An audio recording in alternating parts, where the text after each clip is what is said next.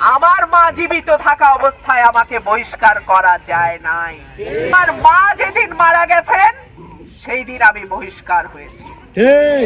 আমি আল্লাহর কাছে দোয়া করি আগামী 12ই ফেব্রুয়ারি আল্লাহ যেন আমার ভাগ্যে এই মালা লিখে রাখে।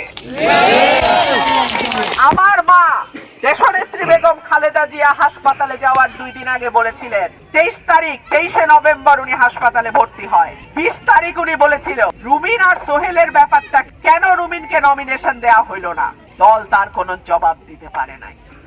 তারপর আমাদের মা দেশনেত্রী বেগম খালেদা জিয়া আল্লাহর কাছে মেহমান হয়ে গেছে, এরপরে দল আমাকে বহিষ্কার করেছে। এখন আবার দল আমাকে সকাল বিকাল টেলিফোন করে বলে মন্ত্রিত্ব দিয়ে দেব, আসনটা ছেড়ে দেন। আমার জান থাকতে, আমার শরীরে 1 বিন্দু রক্ত থাকতে মন্ত্রিত্ব তো দূরের কথা, আমি সারা দুনিয়ার কারোর জন্য কোনো কিছুর জন্য আমার এই মানুষদের আমি ছাইরা যাব না।